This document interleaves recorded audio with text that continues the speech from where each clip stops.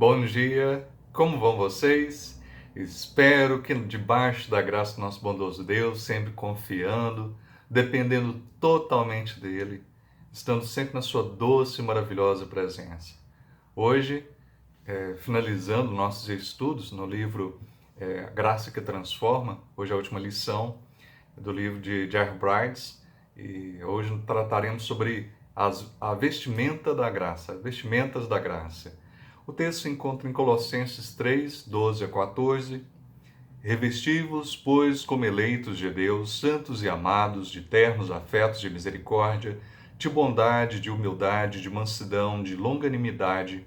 Suportai-vos uns aos outros, perdoai-vos mutuamente, caso alguém tenha motivo de queixa contra outrem, assim como o Senhor vos perdoou, assim também perdoai vós. Acima de tudo isso, porém, esteja o amor, que é o vínculo da perfeição.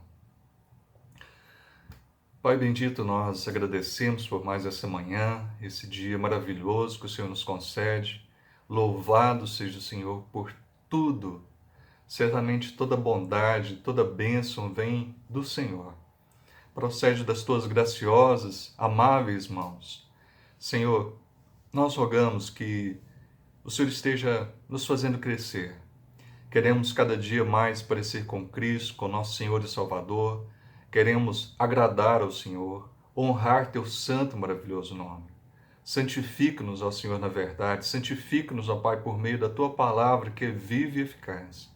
Que teu Santo Espírito nos auxilie em nossas falhas, em meio às nossas falhas, nossas dificuldades, que sejamos fortalecidos sempre no Senhor, para combater o bom combate e a cada dia crescermos sempre no Senhor, para a honra e glória do teu santo nome. Em nome de Jesus Cristo. Amém. Como já disse, hoje nós trataremos sobre as vestimentas da graça. O texto nós já lemos, Colossenses 3, 12 a 14. E apesar de nós passarmos por várias circunstâncias difíceis, somos profundamente amados por Deus. É uma coisa que nós devemos sempre nos lembrar. Os problemas não quer dizer que Deus não nos ama, as dificuldades, mas o Senhor sempre estará conosco em todas elas, nos fortalecendo, sendo o nosso bondoso pastor. Ainda que andemos pelo vale da sombra da morte, o Senhor estará conosco. As virtudes alistadas, mencionadas por Paulo no texto que nós lemos, fala dessas vestimentas da graça. A exortação que Paulo faz é baseada na graça de Deus que elege, santifica e ama. Então o Senhor escolhe, o Senhor santifica e o Senhor demonstra o seu amor para conosco. Quando conhecemos essa graça transformadora de Deus, somos chamados então a praticá-la com o nosso próximo. Então nós vivenciamos, nós somos amados, nós recebemos, sentimos e vivenciamos toda essa graça derramada sobre nossas vidas e somos estimulados então pelo Senhor a praticarmos com o nosso próximo. Quando vemos e reconhecemos nossa indignidade perante Deus, nós entendemos realmente o quanto nós devemos agir de forma graciosa para com aquele que está ao nosso lado, para com o nosso próximo. Nós temos a mania de classificar, de tentar pensar, não, tal pessoa não é digno. Quem é que pode falar isso? Nós não éramos dignos de forma alguma. Nós não somos dignos por nossa própria conta. Nos foi concedido, então, a dignidade em Cristo. Cristo nos escolheu. Não foi por mérito próprio, não foi pelo desempenho pessoal, mas Deus nos amou, antes mesmo que nós o amássemos. Então, nós não temos porquê. Tito 2, 11 e 12 diz: Porquanto a graça de Deus se manifestou Salvador a todos os homens, educando-nos para que, renegada a impiedade e as paixões mundanas, vivamos no presente século sensata, justa e piedosamente. O Senhor nos salvou, então, com o propósito de ter uma vida adequada, uma vida santa, uma vida sensata, piedosa, correta, justa, não praticando mais as paixões mundanas, mas vivendo, então, separado, vivendo uma vida na presença do Senhor. E nós podemos relacionar algumas características da graça as quais nós devemos nos revestir, devemos buscar no Santo Espírito do Senhor que seja cultivado em nossas vidas, seja aperfeiçoado em nossas vidas. Uma delas é a gratidão. Nesse mundo tão difícil, tão materialista, tão capitalista, é difícil as pessoas serem gratas. Tudo que somos, o fazemos, tudo que temos de valor, devemos reconhecer que é graça, pela graça que recebemos. Quanto mais vivemos a graça, tanto mais nós somos gratos. Nós entenderemos que tudo que nós somos, tudo que temos vem do Senhor. Tudo. Nós viemos nus para esse mundo, nos sairemos daqui. Nada trouxemos, nada. Tudo que temos, tudo que existe, foi Deus que construiu. E nós ficamos nessa corrida desenfreada por coisas, por adquirir. Não é errado adquirir as coisas, mas é errado viver em função. Ou então não ser grato, reconhecer que não é pelo nosso esforço, mas é bondade de Deus. O pão de cada dia, o perdão de nossas vidas, a riqueza para aqueles que têm, ou a pobreza para aqueles que o passam. O Senhor tem um propósito em tudo. O rico, ele pode ser gracioso para com o pobre pode ser grato a Deus que concedeu ali aquele irmão para abençoá-lo. O rico, ele vai entender que não veio aquela riqueza por conta dele, mas foi bondade de Deus. Deus abençoou com aquele propósito de abençoar a igreja, o corpo de Cristo. Nós temos que ver sempre segundo a palavra de Deus. A palavra de Deus fala: os pobres sempre tereis convosco. Então, a realidade, nós devemos então exercer e praticar realmente o zelo, o carinho, o amor, a misericórdia para com esses irmãos, demonstrando que nós somos gratos pelas pequenas coisas que o Senhor nos concede. E nós devemos então demonstrar também a graça para com o nosso próximo. Um paradoxo cristão, uma coisa que parece um pouco contraditória, é que somos plenamente responsáveis por nosso crescimento espiritual, da mesma maneira que somos totalmente dependentes do Espírito Santo. Então, ainda que nós sejamos responsáveis pelo crescimento, na verdade nós crescemos, mas nós crescemos na força, na capacidade que o Espírito Santo nos concede. Então, somos responsáveis, mas por nós mesmos nada faríamos. Nós não tínhamos uma capacidade inata. A graça não nega a nossa responsabilidade e ainda a torna possível.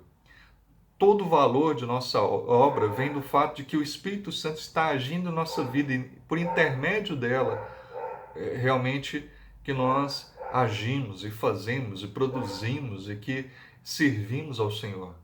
O Senhor nos chama, Ele nos capacita com dons, Ele nos concede tudo que é necessário para desempenharmos o chamado para o qual Ele nos concedeu. Todas as bênçãos de Deus vêm de graça e são motivo, então, de gratidão da nossa parte. Ninguém paga pelas graças de Deus, ninguém merece de forma alguma nenhuma graça, nenhuma bondade de Deus. Contentamento. Os nossos primeiros pais não tiveram isso, contentamento. Eles não tiveram contentamento em tudo que Deus ali tinha concedido para eles cuidarem, para eles usufruírem. Eles quiseram alguma coisa além de tudo, de toda a bondade, de todo o amor que o Senhor ali concedia. A gratidão é serva do contentamento. Nosso contentamento nasce do fato de que tudo que temos vem de Deus, nós não merecemos nada. Então, a noção disso, nós entendemos o contentamento. O descontentamento surge quando nós achamos que não recebemos tudo aquilo que merecíamos, ou de não termos tudo que o outro tem. O outro tem, ele não merecia, eu mereço mais do que ele. Na verdade, ninguém merece nada, nada de bom. Ninguém. Não há justo sequer um. Ninguém merece nada de bom. Mateus 20, versículo 1 a 10, e o texto de Lucas 17, 7 a 10, nos dá alguns exemplos, né, sobre esse assunto. Lucas 17, 7 a 10, qual de vós, tendo um servo ocupado na lavoura ou em guardar o gado, lhe dirá quando ele voltar do campo, vem já e põe-te à mesa? E que antes não lhe diga, prepara-me a ceia, singe-te e serve-me. Enquanto eu como e bebo, depois comerá tu e beberás?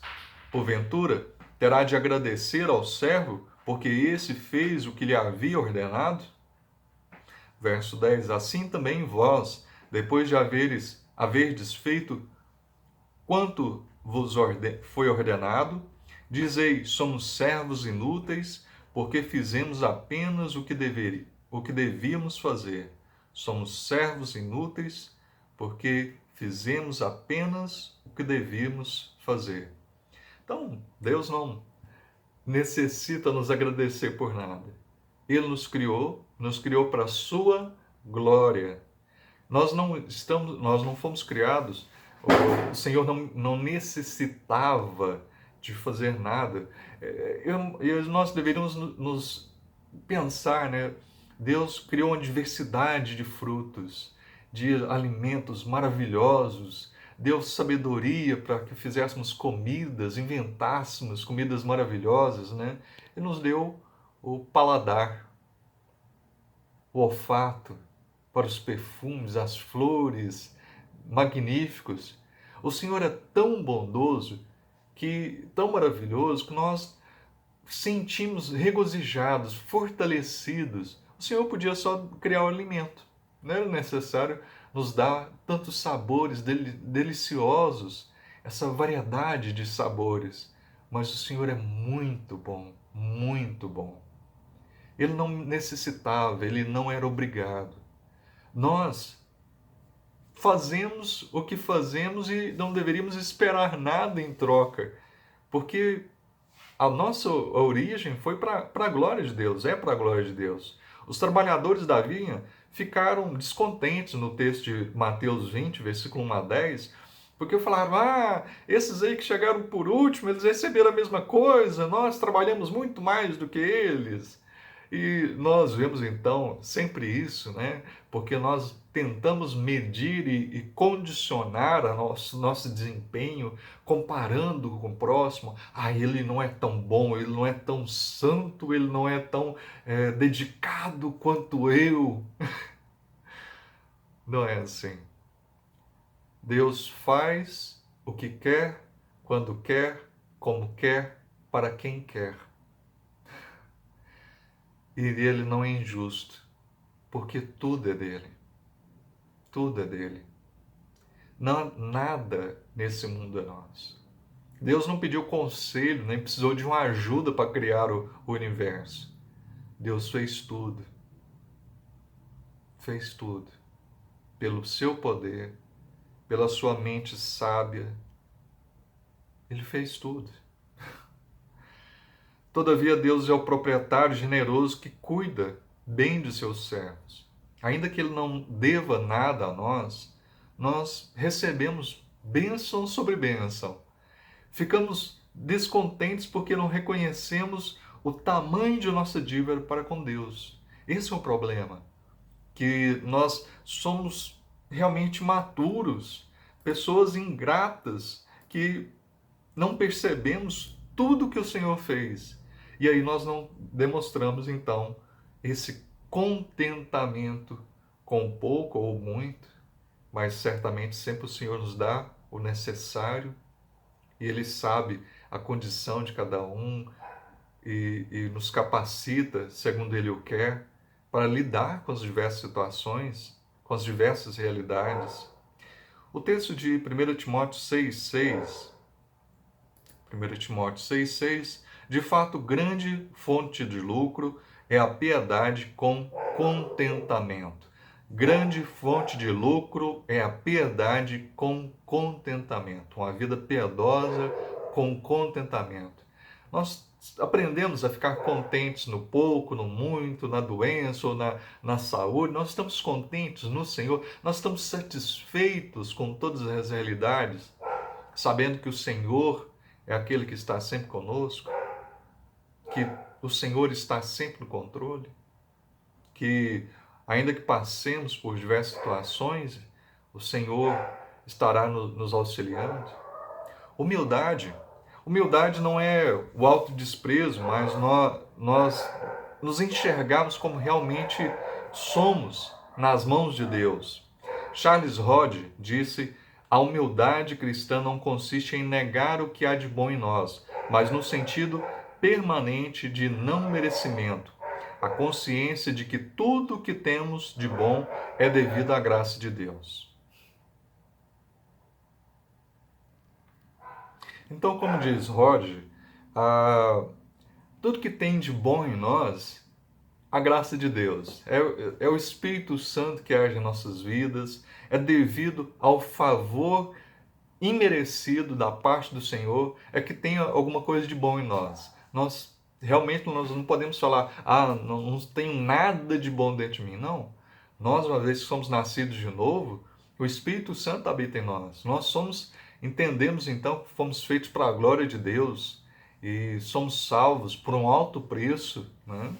Então nós entendemos isso, mas tudo que é ruim é procedente do nosso pecado, da nossa falha.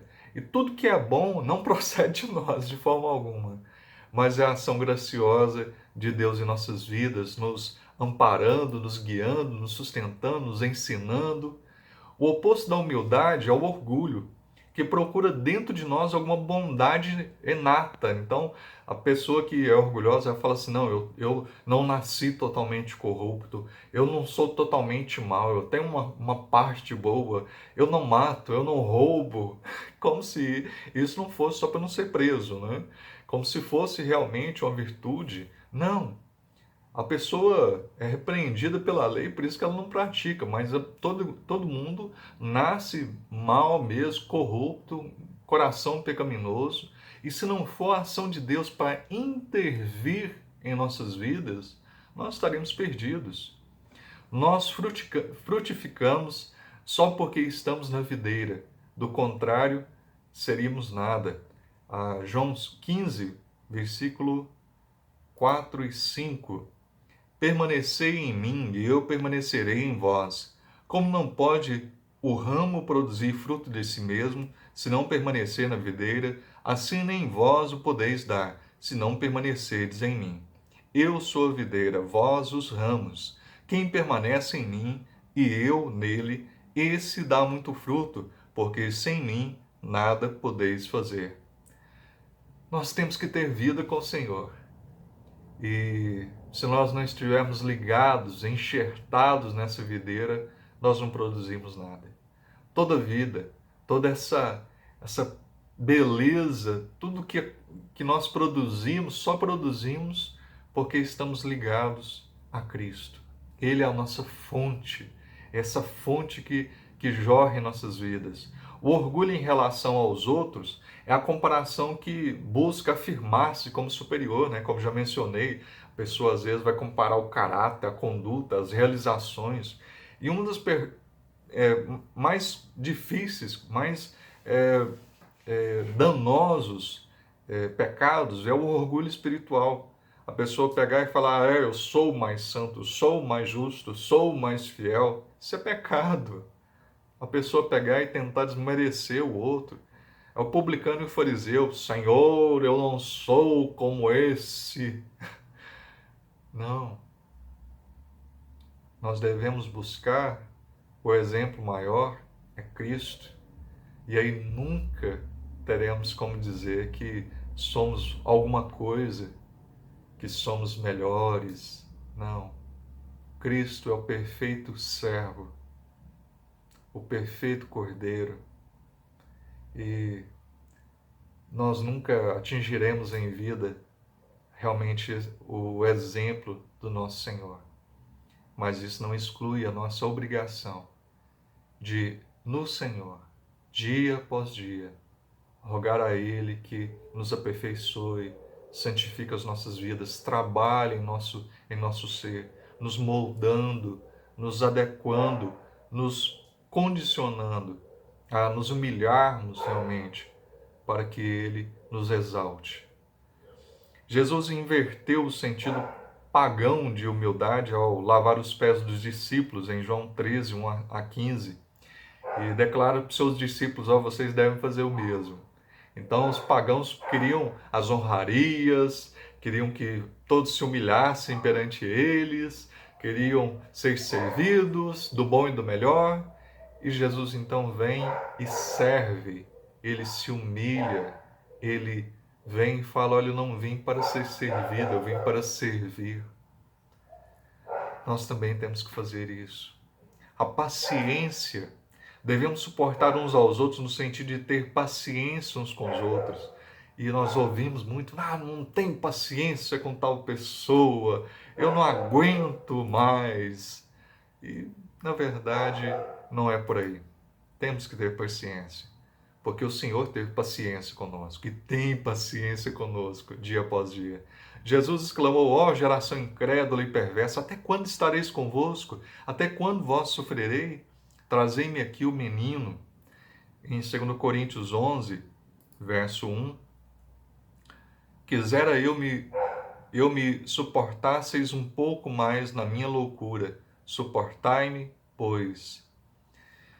Nós temos que demonstrar essa paciência com os nossos próximos, principalmente aqueles que são necessitados de um carinho, de um cuidado especial, aqueles que carecem, sim, as crianças, o neófito, aqueles que são os desvalidos. Nós devemos mais ainda demonstrar essa paciência.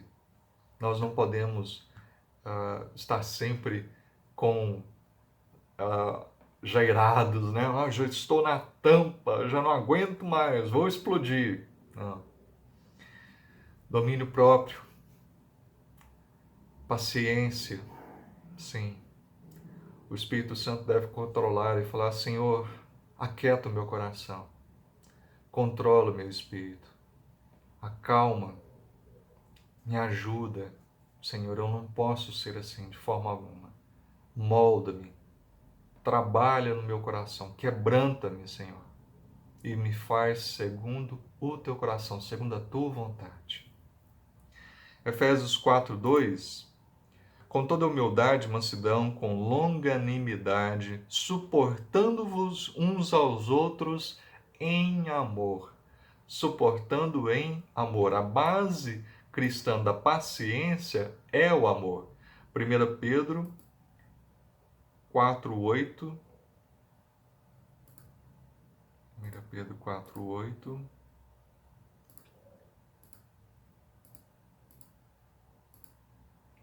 Acima de tudo, porém, tende amor intenso uns para com os outros, porque o amor cobre multidão de pecados.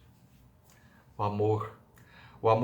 Esse amor vem da graça de Deus, que nós experimentamos. Podemos ler 1 João 4:19. 1 João 4:19.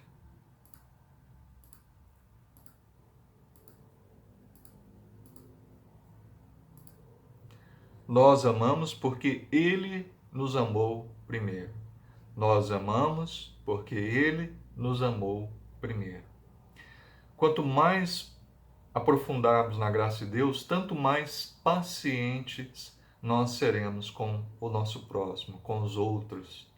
Sim, quanto mais nós entendermos e compreendermos o quanto Deus é paciente, assaz benigno para conosco, tanto mais nós também praticaremos isso para com o nosso próximo.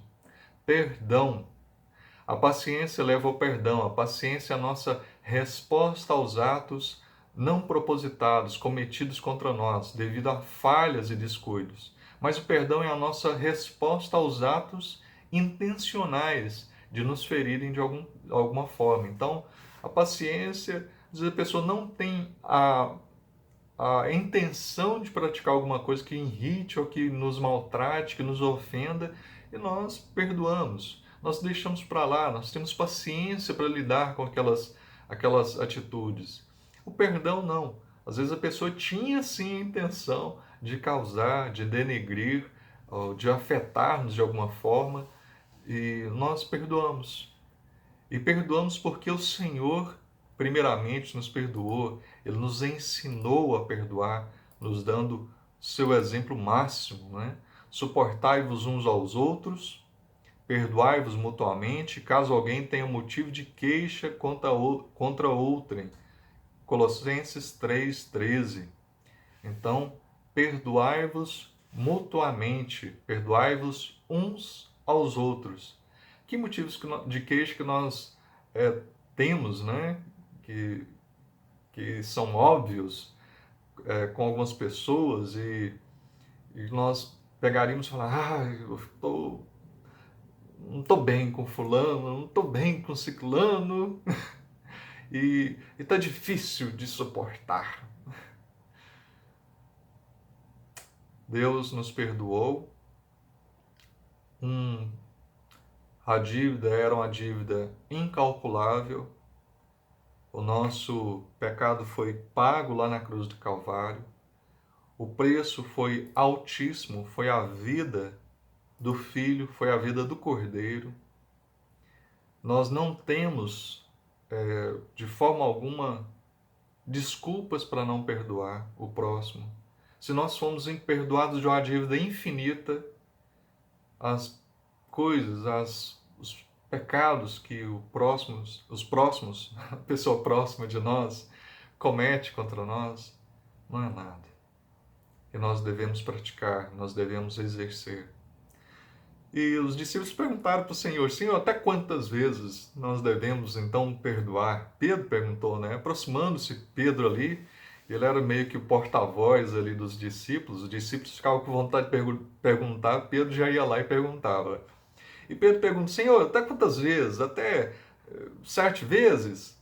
E o Senhor responde, não, te digo que na verdade até 70 vezes 7. E quando Jesus pega e fala de 70 vezes 7, na verdade ele está mencionando lá em Gênesis capítulo 4, versículo 23, e disse Lameque às suas esposas, Ada e Zilá, ouve-me, vós, mulheres de Lameque, escutai o que passo a dizer-vos. Matei um homem porque ele me feriu e um rapaz porque me pisou.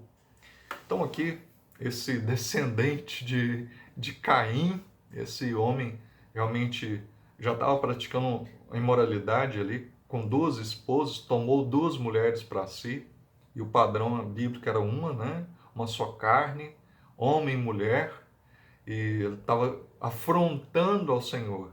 Por quê? Porque Deus tinha colocado uma marca em Caim, falado que aquele que matasse Caim seria vingado 7 vezes, né? Mas receberia uma sentença ali maior sobre aquele que fizesse mal contra Caim. Porque, para que não acontecesse mal, providenciando ali, demonstrando seu favor, né? E Lameque pega e fala, não, se Deus demonstrou essa condição aí, eu vou demonstrar muito mais. Se alguém me ferir, teve uma pessoa que me feriu, ele me pisou, fez uma coisa que foi insignificante, mas eu fui lá e matei. Foi muito mais. Então, na verdade, 70 vezes 7. A minha ira, a minha cólera, a vingança que eu farei, né, que será feita com aquele que me afetar, será muito pior. E nós temos tentado essa condição, essa conduta de Lameque, esse descendente ali de Caim, ou temos corroborado, buscado viver segundo o que o Senhor nos ensina? Até quantas vezes? Não digo 7 vezes, mas até 70 vezes 7. Pedro, perdoe.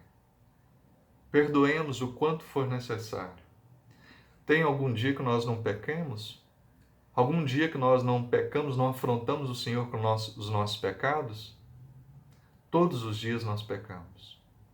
E nós pedimos perdão. E o Senhor não se lembra mais dos nossos pecados.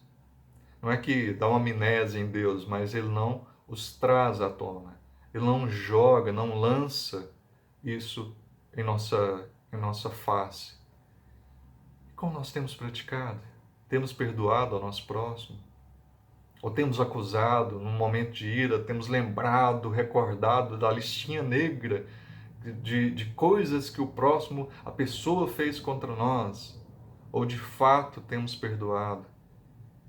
Temos sido medicina na vida do próximo e temos deixado o Senhor tratar de forma saudável as nossas vidas, mediante a ação da sua palavra?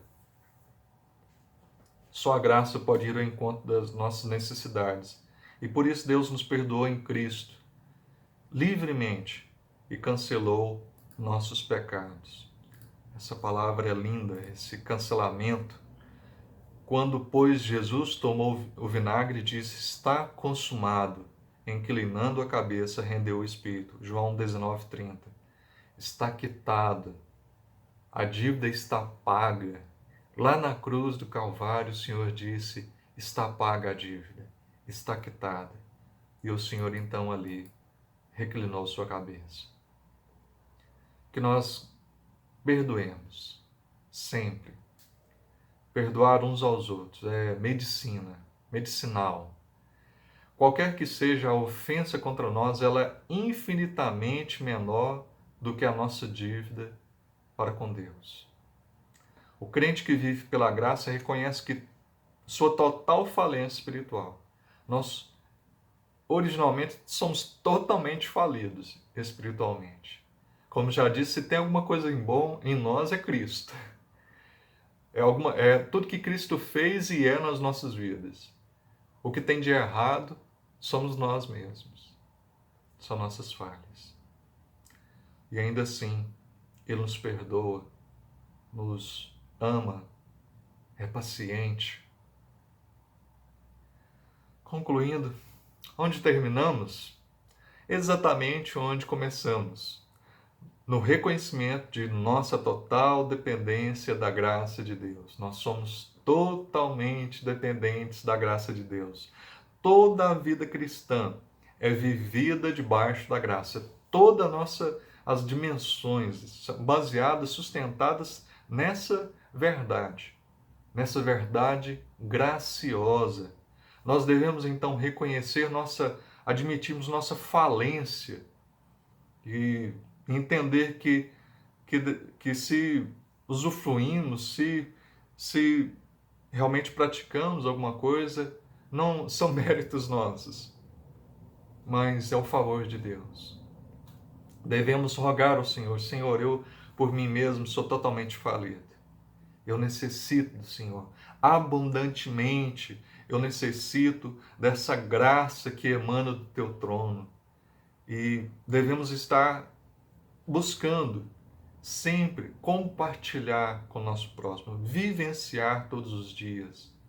No nosso fazer, no nosso falar, nós devemos propiciar a outros que conheçam dessa graça maravilhosa, a qual Deus demonstra em nossas vidas, e que nós devemos compartilhar com o mundo, para que eles, vendo o reflexo dessa graça de Deus em nossas vidas, eles venham também a ser tocados, tratados e convertidos os seus corações para a honra e para a glória do nosso Senhor Deus. Amém.